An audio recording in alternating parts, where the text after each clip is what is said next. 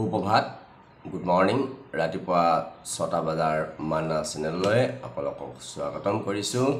আহক আজি ঈশ্বৰৰ বাক্য আমি চাম, তাৰ পাছত আমি প্ৰাৰ্থনা কৰিম। দুজন প্ৰাৰ্থনাৰ অনুৰোধ দিছে দুজন ব্যক্তিয়ে। ইমানুৱেল বসুমতাৰী, তেখেতৰ কিবা এটা কেছ হৈ আছে, সেই কেছটো যেন ঈশ্বৰে সলভ কৰে তাৰ কাৰণে আমি প্ৰাৰ্থনা কৰিম।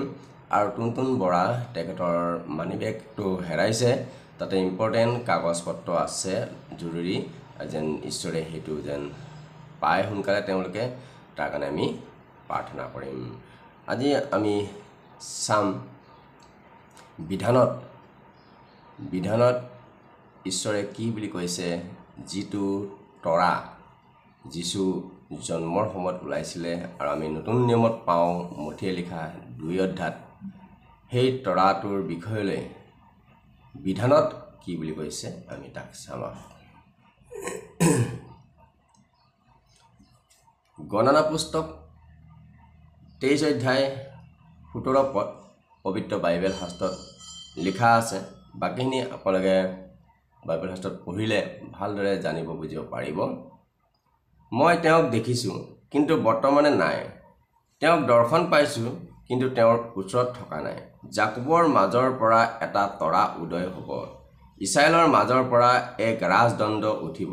সেয়ে মোৱাবৰ দীৰ্ঘপ্ৰস্থ গুৰি কৰিব আৰু হুৰামৰা কৰা গোটেই বংশক সংহাৰ কৰিব। বিধানত যীশুৰ জন্মৰ বিষয়ে লিখি থৈছে আৰু কৈছে জাকোবৰ মাজৰ পৰা এটা তৰা উদয় হ'ব।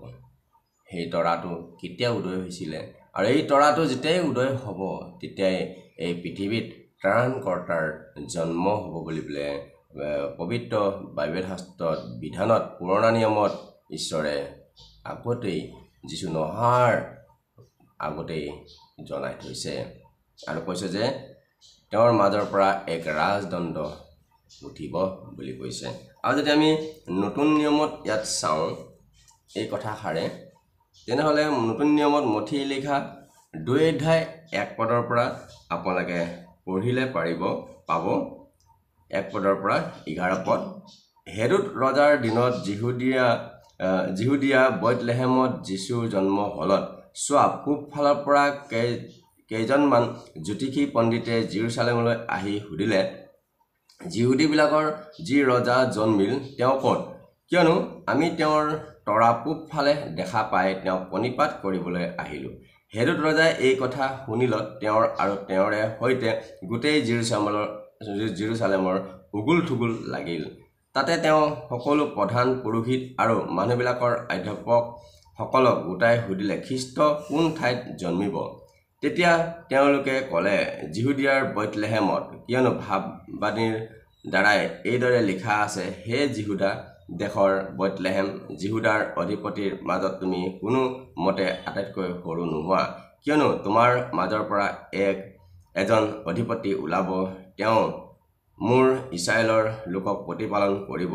তেতিয়া হেৰোদে সেই জ্যোতিষী পণ্ডিত কেইজনক গুপুতে মাতি সেই তৰা ওলোৱা কিমান দিন হৈছে ইয়াকে ঠিককৈ তেওঁ লোকৰ পৰা সুধি ল'লে আৰু তেওঁ লোকক বেথলেহেমলৈ পঠাই দি ক'লে, তোমালোকে গৈ সেই ল'ৰাটিৰ বিষয়ে ঠিককৈ বিচাৰ লোৱাগৈ আৰু তেওঁক পালে মোক সংবাদ দিবাহি, যেন ময়ো গৈ তেওঁক প্ৰণিপাত কৰিব পাৰিম।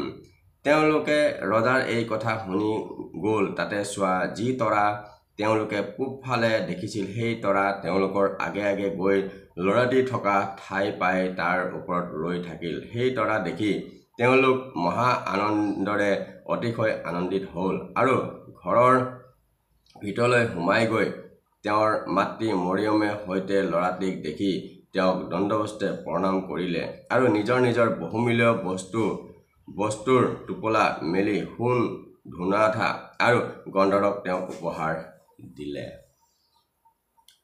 এই যিটো গণনা পুস্তকত কৈছে যে তৰা এটি ওলাব আৰু সেই তৰাটো যেতিয়া যীশু জন্মৰ সময়ত নতুন নিয়মত আমি দেখা পাওঁ, সেই তৰাটো যেতিয়া ওলায় তেতিয়া জ্যোতিষী পণ্ডিত 3জন, কাৰণ তেওঁলোকৰ শাস্ত্ৰৰ বিষয়ে জ্ঞান আছে, কাৰণ শাস্ত্ৰত লিখা আছে যে যীশুৰ জন্মৰ আগত তৰা ওলাব আৰু সেই তৰাটো আচৰিত টাইপৰ তৰা উজ্জ্বল তৰা বেলেগ তৰাবোৰৰ নিচিনা নহয় আৰু তেতিয়াই জানিবা যে এই পৃথিৱীত ত্ৰাণকৰ্তা উদ্ধাৰকৰ্তা জন্মিল বুলি জ্যোতিষী পণ্ডিতসকলে জানে আৰু তেতিয়া সেই তৰাটো ওলাই তেতিয়া সেই জ্যোতিষী পণ্ডিতসকলে ৰজাৰ ওচৰত যাই পেলাই কয় আৰু ৰজায়ো কয় যে তোমালোকে সেই তৰাটো সেই ল'ৰাটোক যাই পেলাই খবৰ লগে ক'ত আছে আৰু পালে মোকো খবৰ দিবা ময়ো তেওঁক যাই প্ৰণিপাত কৰিম কিন্তু হেৰোদে এইটো মিছা কথা কৈছিলে কাৰণ তেওঁৰ হিংসা হৈছিলে খং হৈছিলে মই এজন ৰজা আছোঁ আৰু কোন এজন ৰজা জন্ম হ'ল আৰু তেওঁ মনতে তেওঁক বধ কৰিবৰ কাৰণে তেওঁ প্লান কৰিছিলে আৰু তেওঁ পণ্ডিতসকলক মিছাকৈ তেওঁ কৈছিলে যে মই প্ৰণিপাত কৰিম আৰু সেই যেতিয়া পণ্ডিতসকলে ৰাজমহলৰ পৰা ওলাই যায় তেতিয়া সেই তৰাটোৱে ৰাস্তা দেখুৱাই প্ৰভু যীশুখ্ৰীষ্ট সেই ত্ৰাণকৰ্তা য'ত জন্মিছে তাতে তেওঁ তাত পোহৰ দিয়ে আৰু তেতিয়া তেওঁলোকে জ্যোতিষী পণ্ডিতসকলে আনন্দ কৰে আৰু তেতিয়া জ্যোতিষী পণ্ডিতসকলে খালী হাতে যীশুক চাবলৈ যোৱা নাই তিনিজনে তিনিটা বস্তু উপহাৰ লৈ পেলাই গৈছে সেই তিনিটা উপহাৰ কি এজনে লৈ গৈছে সোণ আগৰ দিনত কাক দিয়া হয় ৰজাক দিয়া হয় ৰজাক সোণেৰে সন্তুষ্ট কৰা হয় আৰু সেই জ্যোতিষী পণ্ডিতজনে জানে যিজন জন্ম হৈছে তেওঁ ৰজাৰো ৰজা হয় আৰু তেওঁ সেই জন্ম হোৱা শিশুটিক প্ৰভু যীশুক তেওঁ সেই সোণেৰে তেওঁ উপহাৰ আগবঢ়ায় দ্বিতীয়জনে ধূনা আঠা তেওঁক দিছে আৰু আমি সকলোৱে জানো ধূনা আঠা ক'ত জ্বলোৱা হয় ধূনা আঠা ঈশ্বৰৰ গৃহত জ্বলোৱা হয় আৰু সেই জ্যোতিষী পণ্ডিতজনে জানে যে যিজন জন্ম হৈছে তেওঁ ঈশ্বৰ হয় আৰু 3 নম্বৰৰ জনে গন্ধৰস তেওঁক উপহাৰ দিলে এই গন্ধৰসটো কেতিয়া দিয়া হয় এই গন্ধৰসটো যেতিয়া মানুহজন মৰে তেওঁৰ ডেড বডিত দিয়া হয় যেন ডেড বডিটো যেন গোন্ধ নোলায় আৰু সেই জ্যোতিষী পণ্ডিতজনে জানে যে যিজন জন্মিছে তেওঁ এদিনাখন গোটেই মানৱ জাতিৰ কাৰণে এদিন তেওঁ বলি হ'ব কুৰবানী হ'ব মৃত্যু হ'ব আৰু তাৰ কাৰণে তেওঁ গন্ধৰসটো আগেই উপহাৰ দিছে প্ৰেইজ দ্য লৰ্ড এই তৰাটোৰ অৰ্থটো হৈছে সেইটোৱে যে যীশু জন্ম নোহোৱাৰ আগতে তৰাটোৰ বিষয়ে কৈ থৈছে শাস্ত্ৰত আৰু যীশু জন্ম হোৱাৰ পিছত সেই তৰাটো ওলাইছে আৰু সেই তৰাটোৱেই প্ৰমাণ হৈছে যে ত্ৰাণকৰ্তাটো জন্মিলে তেতিয়া সেই তৰাটো ওলাব তেতিয়াই তোমালোকে গম পাবা আৰু জ্যোতিষী পণ্ডিতসকলে শাস্ত্ৰৰ বিষয়ে জ্ঞান থকাৰ কাৰণে তেওঁলোকে সেই তৰাটোৰ বিষয়ে গম পাইছিল আজি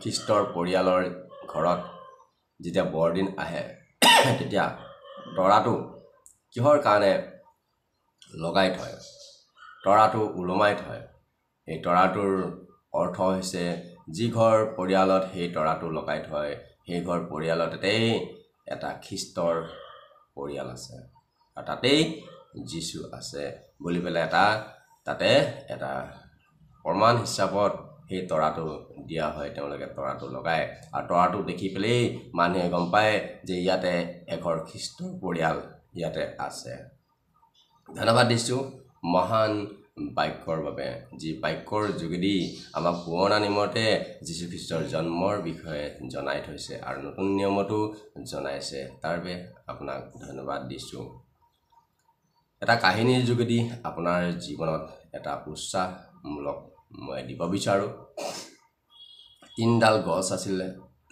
আৰু 3ডাল গছে তেওঁলোকে আলোচনা কৰিছিলে অৰণ্যত যে আমি যেতিয়া ডাঙৰ হ'ম বাঢ়ি যাম আৰু তেতিয়া এজনে ক'লে মই ৰজাৰ ৰাজমহল মোক বনাব আৰু মোৰ কাঠেৰে ৰাজমহল বনাব আৰু ৰজাই তাতে থাকিব আৰু তেওঁৰ সেই সপোন আছিলে তেওঁ সেই আশা কৰিছিলে আৰু এজন গছে ক'লে মই যেতিয়া বাঢ়ি যাম ডাঙৰ হ'ম তেতিয়া মোক কাটিব আৰু ৰজাৰ সিংহাসন বনাবৰ কাৰণে মোক ব্যৱহাৰ কৰিব আৰু সেই মোৰ কাঠত ৰজাৰ সিংহাসনত হ'ব আৰু সেই সিংহাসনত ৰজা বহিব। তেওঁৰ এটা সপোন আছিলে আৰু আশা আছিলে। আৰু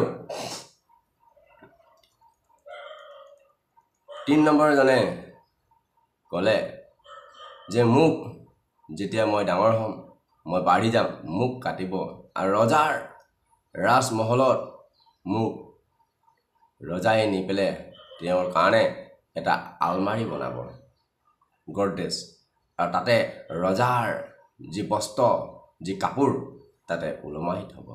৩জনৰ ৩টা সপোন।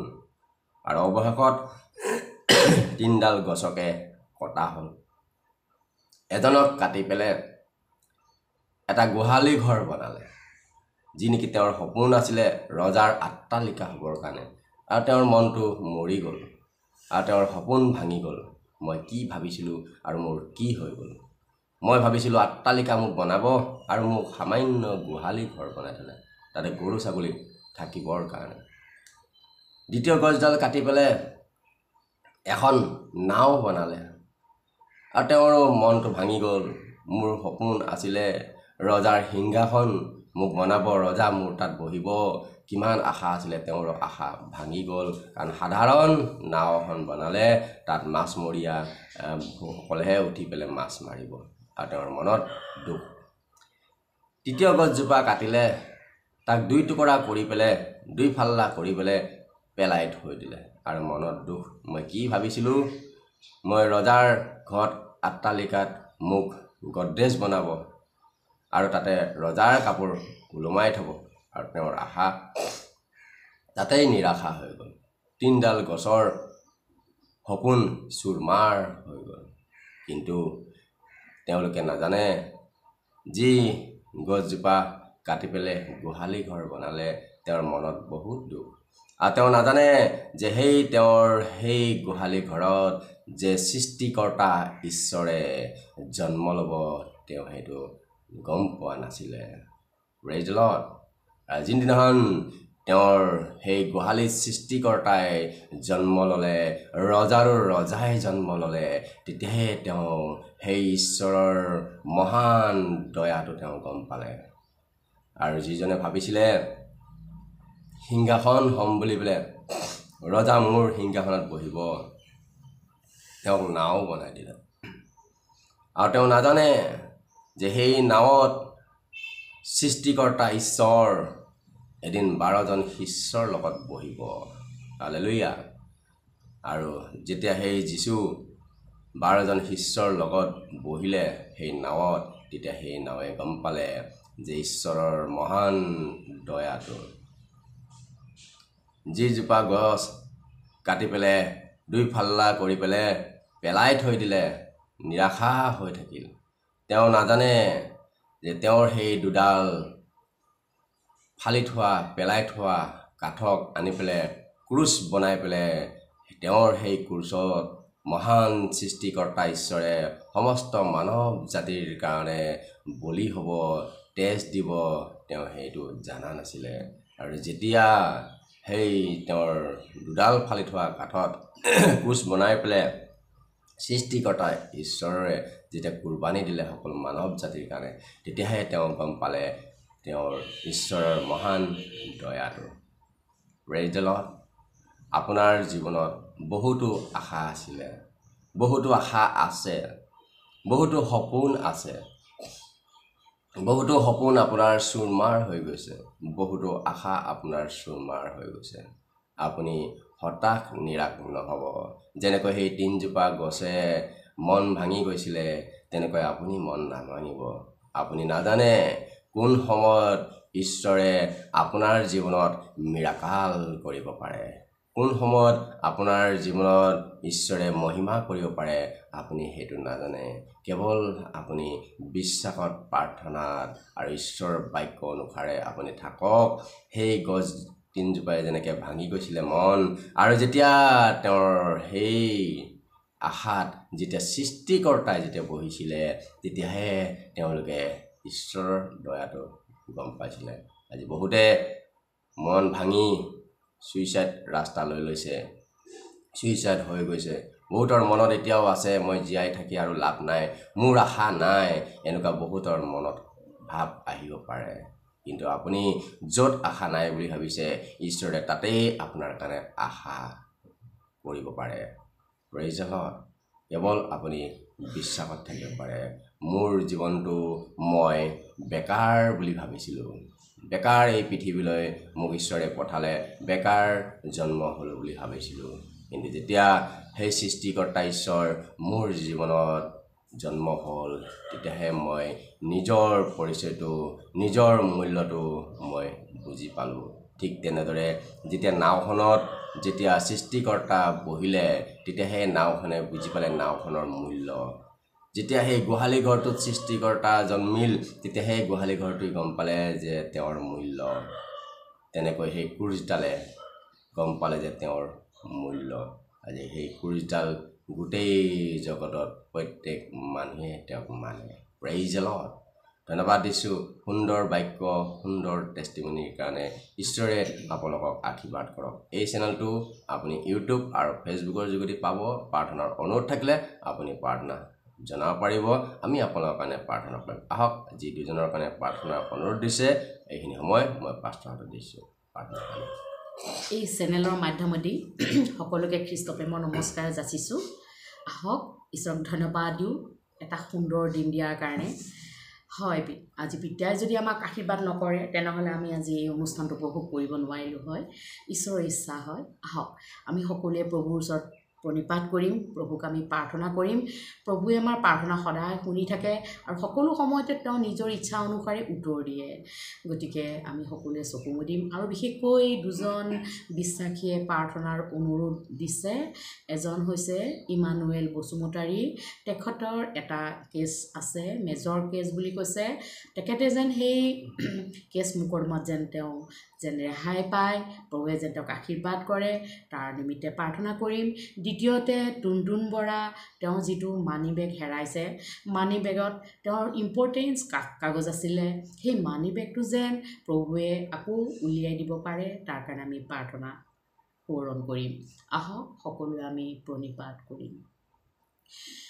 ধন্যবাদ, ধন্যবাদ, ধন্যবাদ সৰ্বশক্তিমান মহান ঈশ্বৰ জিহুৱা, তোমাক আমি ধন্যবাদ দিওঁ পিতৃ ঈশ্বৰ। পুনৰাই তুমি এটা নতুন দিন আমাক দেখিবলৈ দিলা পিতা, তাৰ কাৰণে ধন্যবাদ। বহুতেই আজি শেষ নিশ্বাস ত্যাগ কৰিলে প্ৰভু। আজি প্ৰভু এই চেনেলৰ মাধ্যমেদি প্ৰভু যিমান সন্তানবিলাকে আজি প্ৰভু তোমাৰ এই অনুষ্ঠানটো উপভোগ কৰি আছে, প্ৰভু তুমি তেওঁলোকৰ নিমিত্তে প্ৰভু মই প্ৰাৰ্থনা কৰিম, তুমি আশীৰ্বাদ কৰিবা পিতা। লৰ্ড, তেওঁলোকৰ জীৱনত দুখ কষ্ট সমস্যাবোৰ আছে প্ৰভু, তুমি তেওঁলোকক আশীৰ্বাদ কৰিবা পিতা ঈশ্বৰ। প্ৰভু তোমাৰ এই মহিমা গৌৰৱ প্ৰশংসা হওক পিতৃ লৰ্ড প্ৰভু, তোমাৰ এই জেজেকাৰ হওক লৰ্ড। তুমি প্ৰভু মহান আৰু মৰমেল ঈশ্বৰ জিহুৱা, মন আৰু অন্তঃকৰণৰ পৰীক্ষক ধৰ্মময় ঈশ্বৰ জিহুৱা, তোমাক ধন্যবাদ দিওঁ পিতা ঈশ্বৰ। তোমাৰ ওচৰত মই এইখিনি সময়ত বিশেষভাৱে সন্তানবিলাকৰ কাৰণে প্ৰাৰ্থনা কৰিছোঁ পিতৃ লৰ্ড। যি প্ৰভু ইমানুৱেল বসুমতাৰী, তেখেতৰ যি মেজৰ কেছ আছে প্ৰভু, সেই মেজৰ কেছ মোকৰ্দমাৰ পৰা তেওঁক তুমি ৰক্ষা কৰিবা, ৰেহাই দিবা পিতা। তেওঁক তুমি প্ৰভু জিকি যাবলৈ দিবা পিতা পৰমেশ্বৰ প্ৰভু। প্ৰভু মই বিশেষকৈ প্ৰাৰ্থনা কৰিছোঁ টুনটুন বৰাৰ কাৰণে প্ৰভু। তেওঁৰ যিটো মানি বেগ হেৰাইছিলে প্ৰভু, সেই মানি বেগত প্ৰভু ইম্পৰ্টেঞ্চ কাগজ কিছুমান আছে, নথি পত্ৰবোৰ আছে প্ৰভু। তুমি সেই মানি বেগটো প্ৰভু প্ৰভু তুমি উলিয়াই দিওঁতা ঈশ্বৰ তুমি হয় প্ৰভু। তোমাৰ ওচৰতেই প্ৰণিপাত কৰিছোঁ, তুমি অসম্ভৱকো সম্ভৱ কৰোঁতা ঈশ্বৰ প্ৰভু। য'তেই আছে প্ৰভু, তেওঁ যেন অতি সোনকালে যেন বিচাৰি পায় প্ৰভু, তুমি তেওঁক ৰক্ষা কৰা আৰু তেওঁক তুমি আশীৰ্বাদ কৰা পিতা। বিশেষকৈ প্ৰভু এই অনুষ্ঠানৰ জৰিয়তে যিমান সন্তানবিলাকে আজি নানান ধৰণৰ বেমাৰ আজাৰত ভুগি আছে প্ৰভু, তুমি সেই বেমাৰ আজাৰৰ পৰা তেখেতসকলক সুস্থতা কৰিবা পিতা, কিয়নো তুমি আৰোগ্যকাৰ ঈশ্বৰ। যিবিলাকে প্ৰভু টকা পইচা পোৱা নাই চিকিৎসাৰ নামত প্ৰভু, তেওঁলোকক তুমি যোগাই দিবা। যিবিলাকে প্ৰভু আজি অস্ত্ৰোপচাৰত আছে, যিবিলাক ICUত আছে, ঘৰতে চিকিৎসাধীন হৈ আছে পিতা, হস্পিটেলত আছে, প্ৰত্যেকৰ ওপৰত তোমাৰ দৃষ্টি থাকিবলৈ দিবা আৰু তেওঁলোকৰ সকলো বেমাৰৰ পৰা সুস্থতা কৰিবা পিতা। লৰ্ড, মই বিশেষকৈ প্ৰাৰ্থনা কৰিছোঁ, ৰজাসকলক আশীৰ্বাদ কৰা, সুন্যায় দিবা পিতা পৰমেশ্বৰ, সুস্বাস্থ্যৰ অধিকাৰী কৰিবা পিতা পৰমেশ্বৰ। অসমৰ মুখ্যমন্ত্ৰী MLA MP বিলাক আৰু গোটেই ভাৰতৰ ষ্টেটবিলাকক আশীৰ্বাদ কৰা পিতা পৰমেশ্বৰ। তেওঁলোকৰ প্ৰভু সুন্দৰভাৱে যেন প্ৰভু দেশ এখন চলাই নিব পাৰিব, আশীৰ্বাদ কৰিবা পিতা। দেশত যি অৰাজকতা আহিছে যিমানবিলাক সংঘৰ্ষ হৈছে পিতা পৰমেশ্বৰ যিমান ভাষা ভাষী আৰু নানান ধৰণৰ ধৰ্মাৱলম্বীসকলৰ মাজত প্ৰভু আজি যিমানবিলাক আজি বিশৃংখলতা আৰু কুকৰ্ম ব্যভিচাৰত পৰিছে সকলোকে তুমি প্ৰভু সত্যপথলৈ তুমি লৈ আহা পিতা পৰমেশ্বৰ প্ৰভু পিতা পৰমেশ্বৰ তেওঁলোকক কুটাঘাতমূলক প্ৰভু সকলো কাৰ্যৰ পৰা তেওঁলোকক ৰক্ষা কৰা পিতা পৰমেশ্বৰ দেশত শান্তি আহিবলৈ দিয়া পিতা বৃদ্ধবিলাকক আশীৰ্বাদ কৰিবা যিবিলাকৰ আজি শক্তিবিলাক ক্ষয় গৈছে পিতা তেওঁলোকক শক্তি দান কৰা পিতা বৃদ্ধাশ্ৰম আৰু অনাথ আশ্ৰমত আশীৰ্বাদ কৰা পিতা পৰমেশ্বৰ স্বামী স্ত্ৰীবিলাকৰ মাজত মিলন হ'বলৈ দিয়া সন্তান নোহোৱাবিলাকৰ মাজত সন্তান হ'বলৈ দিয়া পিতা পৰমেশ্বৰ লগতে পিতা প্ৰভু নিৰাশত ভুগি থকাবিলাকক তুমি নিৰাশাৰ পৰা উদ্ধাৰ কৰা বিশেষকৈ মই প্ৰভু খ্ৰীষ্টপান নাগৰ কাৰণে প্ৰাৰ্থনা কৰিছোঁ তেখেতৰ যি আৰ্থিক সংকটত পৰিছে পিতা পৰমেশ্বৰ যি প্ৰব্লেমত পৰিছে যিটো খ্ৰীষ্টৰ নামেৰে যিমান আৰ্থিক সংকটত পেলোৱা আত্মাবিলাকক যিমান ডিছকাৰেজ কৰা আত্মাবিলাকক যিটো খ্ৰীষ্টৰ নামত সেই সন্তানটোৰ লাইফৰ পৰা ওলাবলৈ আজ্ঞা দিছোঁ যিটো খ্ৰীষ্টৰ নামত খেদিছোঁ ছাতানটো ওলাই যায় তেওঁৰ পৰিয়ালৰ পৰা তেওঁৰ নিমিত্তে মই প্ৰাৰ্থনা কৰিছোঁ পিতৃৰ প্ৰভু তোমাৰ নামেৰে মই ব্লেছ কৰি দিছোঁ তুমি তেওঁক আশীৰ্বাদ কৰা ৰাস্তাবোৰ খুলি দিয়া তুমি কৈছা বাক্যত পিতা যে সংকটৰ কালত মোৰ আগত প্ৰাৰ্থনা কৰা মই তোমাক উত্তৰ দিম আৰু তোমাক মই ৰক্ষা কৰিম পবিত্ৰ ঈশ্বৰ যীহুৱা প্ৰভু এই বাক্য অনুসাৰে তুমি তেওঁৰ লগত সংগী হোৱা প্ৰভু আৰু তেওঁক এই বিপদৰ পৰা এই অৱস্থাৰ পৰা প্ৰভু তুমি তেওঁক উদ্ধাৰ কৰা পিতা পৰমেশ্বৰ প্ৰভু মই বিশ্বাস কৰোঁ পিতা পৰমেশ্বৰ যিবিলাকে প্ৰভু আজি আৰ্থিক সংকটত ভুগিছে যিমানবিলাকৰ আজি ধাৰ ঋণত আছে প্ৰভু প্ৰত্যেকজনক তুমি এই ধাৰ ঋণৰ পৰা মুকলি কৰা পিতৃ পৰমেশ্বৰ সকলো ৰাস্তা মুকলি কৰি দিয়া যিবিলাক যাত্ৰাপথত আছে প্ৰভু যাত্ৰাপথ তুমি সংগী হোৱা পিতা এক্সিডেণ্ট দুৰ্ঘটনাৰ পৰা বচাবা পিতা পৰমেশ্বৰ চাকৰি জীৱনত আশীৰ্বাদ কৰা ব্যৱসায় জীৱনত আশীৰ্বাদ কৰা আৰু লগতে পিতা পৰমেশ্বৰ যিমান প্ৰশাসন বিভাগ পৰিবহণ বিভাগ সকলো তোমাৰ আশীৰ্বাদ মেডিকেল ডিপাৰ্টমেণ্টত সকলোকে আশীৰ্বাদ কৰিবা পিতা পৰমেশ্বৰ ল'ৰা ছোৱালী শিক্ষা দীক্ষাৰ ওপৰত আশীৰ্বাদ কৰিবা পিতৃ মাতৃ বাধ্যতা হ'বলৈ দিবা পিতা পৰমেশ্বৰ